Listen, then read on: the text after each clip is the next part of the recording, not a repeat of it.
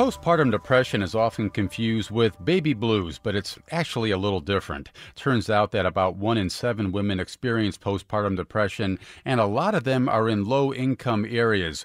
We want to know why, what the treatment options are, and why some options aren't as accessible to the women who really need it. With us to talk about this, Dr. Rebecca Lobel is an OB/GYN at St. Luke's East. Dr. Lobel, nice to have you. Welcome. Thank you so much for having me. Jessica Cisneros is a nurse midwife at St. Luke's East and a leader of a PPD support group. Jessica, welcome to you too. Thanks for having us. Dr. Lobel, 1 in 7 women strikes me as a whole lot. Why is postpartum depression so common? I think it's so common because there are so many risk factors that can sort of lead to this condition. Mm-hmm. Some of those risk factors include living in a lower income area, lack of social support, sure, teen pregnancies, single moms, or moms with, again, limited family support. History of depression and anxiety is the most common one. And a lot of times I think that lack of resources that you mentioned leads to this being poorly controlled prior to pregnancy and then resulting in more significant symptoms during and afterwards. Yeah. Jessica, just what Dr. Lobel said, this notion that if a woman has a history of depression, what impact might that have when it comes to the likelihood of getting postpartum depression for that woman?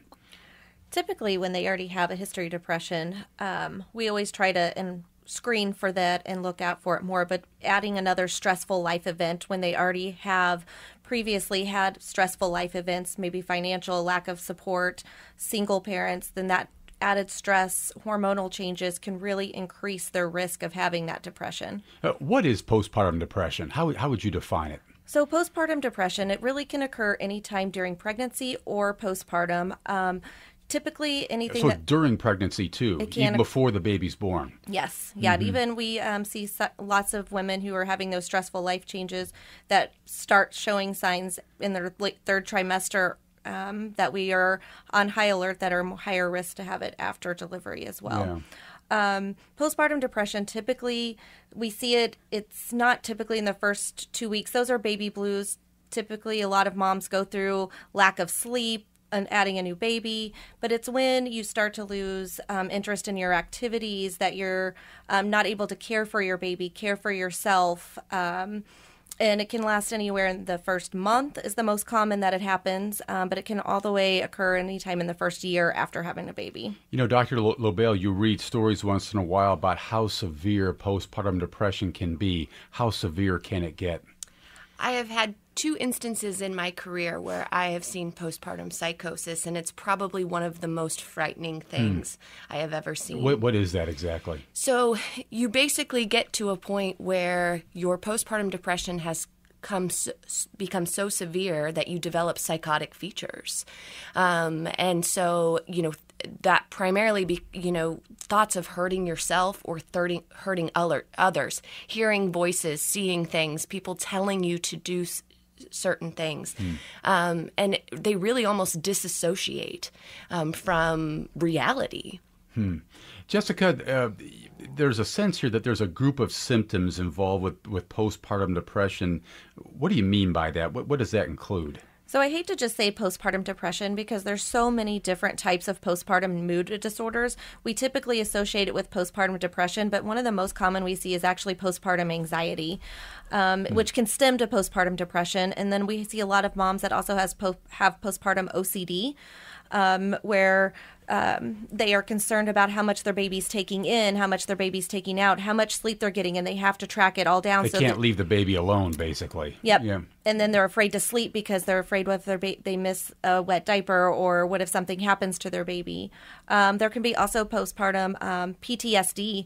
Maybe their delivery was different. They may have had a NICU admission. Maybe they delivered early, which then that can lead to postpartum psychosis. It's one of the few other disorders as well. Doctor, you read about this idea that every woman is at risk. Is that true? Absolutely. Yeah. Absolutely. No question about that. I have individuals that have every you would think, and they honestly get so upset because they feel so bad for feeling bad because they think they have everything that anyone should want. They have a new baby. They have a new baby. They have a great husband. They have great family support. They have a good job. They have no financial stressors. So, and then they have this horrible feeling about themselves, and then it's compounded because they don't think they should feel this way. And I really want to hit on what Jessica said, because postpartum anxiety is so much more common than postpartum depression. And that's really something women need to take home, because they think, oh, I'm not sad, so I don't have postpartum depression. So that anxiety component is so huge. And what is so important about the screening tools that we have specifically designed for postpartum, because it takes out some of those common depression symptoms that we see outside of pregnancy and highlights those anxiety symptoms. And anxiety would manifest itself how? So commonly you'll see lack of sleep. So not being able to sleep when the baby is sleeping is a big one. Because you're checking on the baby all the time. Yes, correct. Yeah. Or their just mind won't shut off. Mm-hmm. Constantly worrying, having sort of these intrusive, thoughts that something bad is really going to happen, even though everything is okay. So that's really the cusp of the anxiety component. Jessica, I'm sitting here thinking, one of the big issues for any new mom is this idea of lack of sleep. And I know how wiggy I get when I don't get regular sleep. And how big of a factor is that here? I think it's a huge factor in it as well. Whether it's you can't sleep because you have maybe a fussy baby who isn't sleeping well, or you just can't turn your mind off, so you can't sleep. Your mind starts to wander, and you start getting these thoughts in your head. Many of these moms, partners, if they do have support, have gone back to work and they're all alone by themselves, or they're afraid to ask for help because they feel they should be able to do it themselves. But I feel lack of sleep is one of the major key factors in that as well. If you're just joining us this morning, you're listening to Up to Date on KCUR. We're talking today about postpartum depression, postpartum anxiety. We have a couple of terrific experts here in the house with us. If you want to join our conversation, 816-235-2888 is our number. Again, 816-235-2888, or tweet us at KCUR Up to Date. What about women, Jessica, who live in rural areas? I mean, they're said to be at higher risk. Why? Lack of support. There's no one nearby. No one nearby. Many times they may be not have any family members nearby. They're very isolated in the resources that are provided. They don't have a support group. They don't have their provider maybe not nearby. There's no psychiatrist. There's no provider for them to talk to about it. They're pretty much all alone. So what do they do? What can they do? Well, we've developed in our community, developed a support group that is free, because a lot of them maybe they can't afford to pay somebody to come. So we try to develop support groups around town that they could come to. That might mean a long drive, though. Mm-hmm. And a lot of them don't have access to a car. So a lot of them, hopefully they can talk with their provider, talk with family. Some places, there's even crisis hotlines that we have that they can call in specifically to talk to somebody if they need to. Yeah. I read about this one study, Dr. Lobel, that said that poor women were 11 times more likely to develop postpartum depression symptoms than women of higher socioeconomic status. Why would that be? What's the connection there? I think we've already really hit on that connection. It's that lack of support and resources. And oftentimes you have more stressors financially, as well as, again, being in certain higher stress situations. Mm-hmm. And again, you add in a major life event and someone who already lacks some of those tools, and then you change hormones, etc., and lack of sleep, and you're easily in a situation that can spiral out of control. This notion, Jessica, that the world's changing, we have the internet, you can connect with people on FaceTime and everything else. Does that come into play with some of your support group work? I know we've considered looking into a new pilot program where if someone would come into our office or some of the other offices in the area, that they can FaceTime somebody to talk over the phone to see if they're in need of immediate treatment or if it's something we can work on in the office as an outpatient, or if, to diagnose to see if maybe they need inpatient treatment as well. I'm wondering, is this whole idea of postpartum anxiety, the blues, depression, does it get as much attention as it should? I don't think it does. I don't have a sense that it does either. No, I really don't think it does. I think there's been several celebrities recently who have came out and have started talking about it.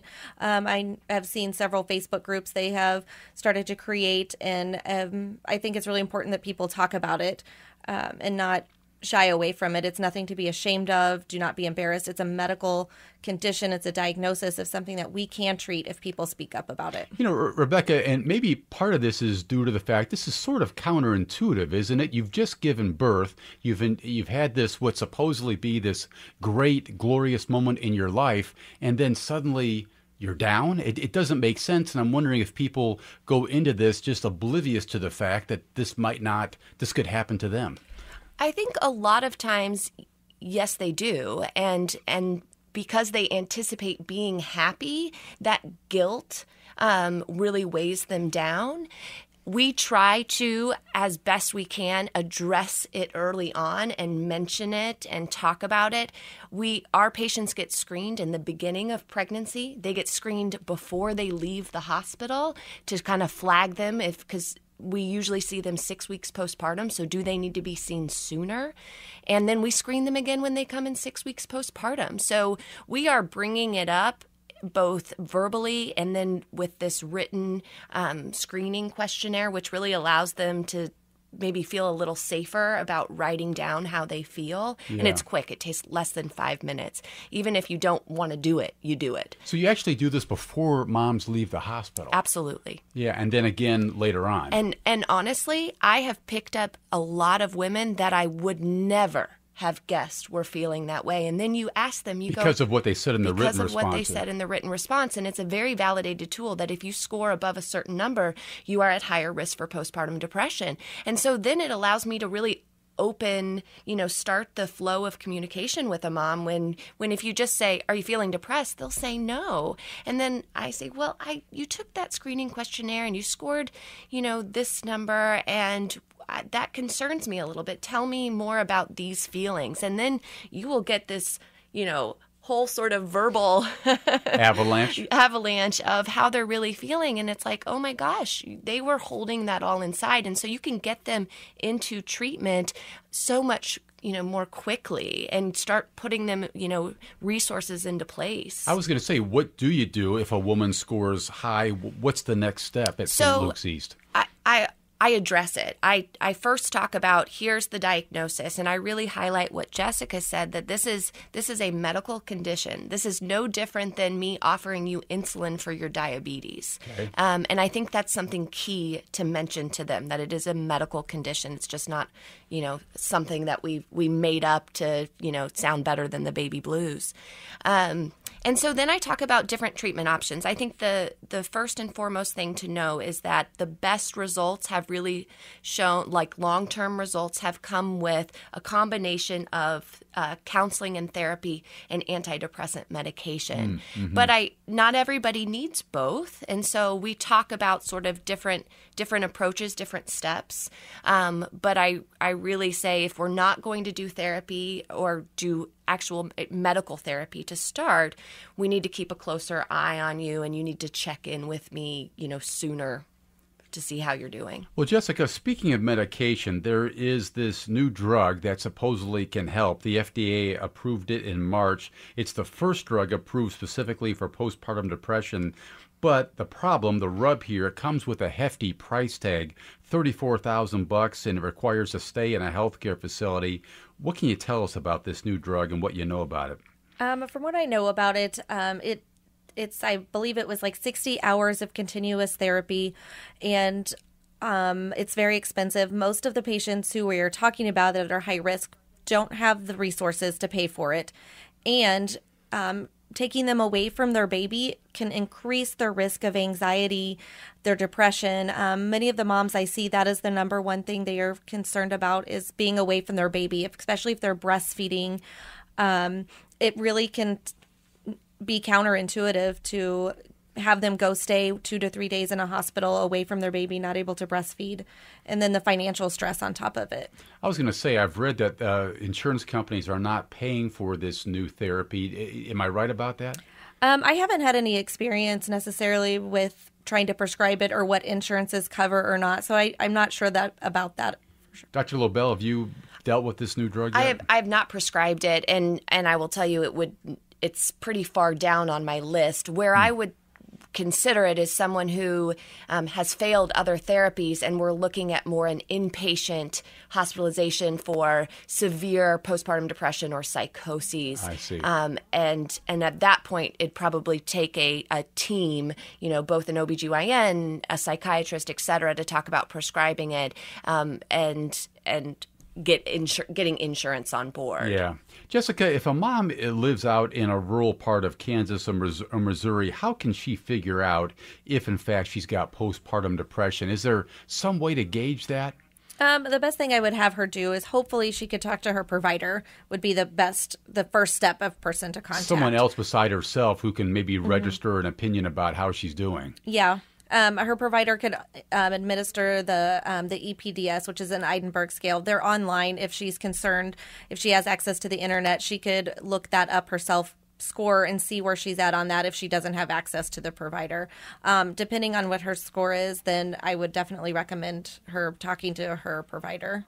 Okay. Our patients actually often call in saying, reporting some symptoms, and our triage nurses do it over the phone all the time, flag the provider, we bring them in. Mm-hmm. Have them come into St. Luke's, yeah.